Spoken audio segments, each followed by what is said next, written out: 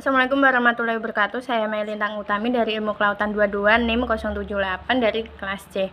Di sini saya akan menjelaskan tentang filsafat. Filsafat secara etimologis dari bahasa Yunani yaitu hikmah atau kebijaksanaan, dan dapat diartikan filsafat yaitu berarti cinta dan kebijaksanaan. Berdasarkan watak dan fungsinya, filsafat dibagi menjadi 5. Yang pertama yaitu informal, formal, komprehensif, analisis linguistik, dan aktual fundamental. Informal adalah sekumpulan sikap dan kepercayaan terhadap kehidupan dan alam, biasanya diterima secara tidak kritis. Yang kedua yaitu formal. Filsafat adalah suatu proses kritik atau pemikiran terhadap kepercayaan dan sikap yang sangat dijunjung tinggi. Ketiga yaitu komprehensif.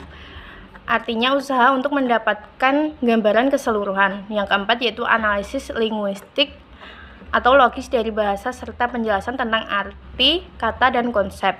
Yang terakhir yaitu aktual fundamental, sekumpulan problematik yang langsung mendapat perhatian manusia dan dicarikan jawabannya oleh ahli-ahli.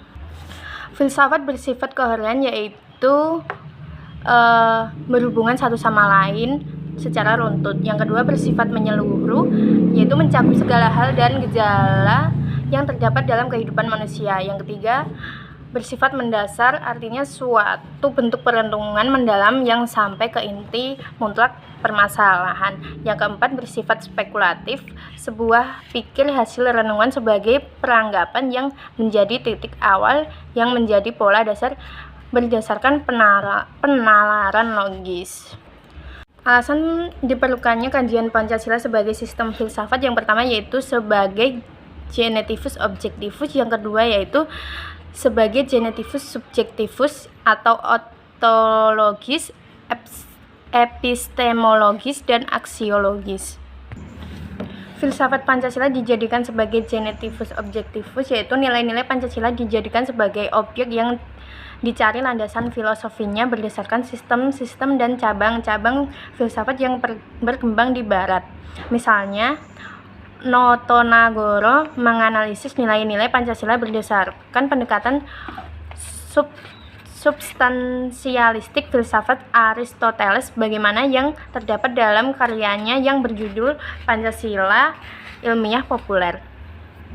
Yang kedua, Pancasila sebagai genetivus subjektivus, yaitu nilai-nilai Pancasila digunakan untuk mengkritis berbagai aliran filsafat yang berkembang, baik untuk menemukan hal-hal yang sesuai dengan nilai-nilai Pancasila maupun untuk melihat nilai-nilai yang tidak sesuai dengan nilai Pancasila.